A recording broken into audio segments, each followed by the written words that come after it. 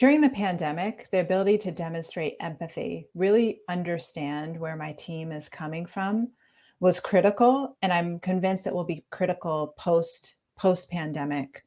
During the pandemic, some of the questions I and many leaders like me asked our teams are, how are you doing? How's your workload? How's your capacity right now?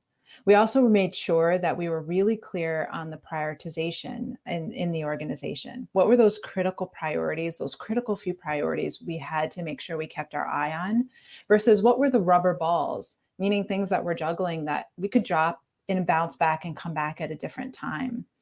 We are also really thoughtful to check in on work arrangements, not assuming that the hours that worked before the pandemic are going to work post the pandemic. And lastly, even just checking in on equipment from home. Were our employees set up for success working remotely? And did they have the equipment and resources they need to remain productive?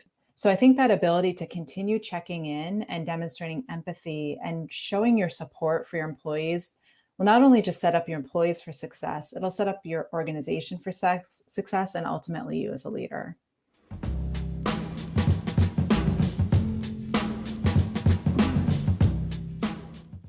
The ability to ask great questions was a practice that allowed me to thrive during the pandemic. By way of context, I joined a new organization in April 2020, just weeks after we had announced the work from home or work remote effort. I had joined a new organization. I hadn't met the people in person, and I didn't know very much about the programs and the context of the organization I was joining.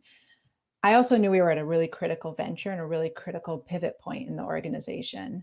I knew that I wasn't going to be able to get all the answers I needed to feel comfortable within the time span that we needed to make that pivot. So I really relied on asking questions. I asked my team, what are our most critical priorities for the business now?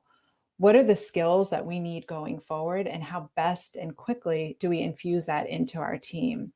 What can and what must we stop doing to create capacity and space for what we need to be doing?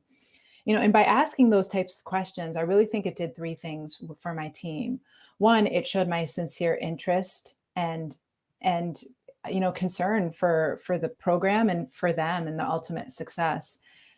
Second, I also think it demonstrated trust. Through my questions, I demonstrated that I really believe my team had the right answers. It was just a matter of me helping us set the scaffolding to get to that right outcome together. And lastly, through the co-creation, it really empowered my team to step up and say where they and how they'd like to contribute. Changes. Don't tell them to grow up.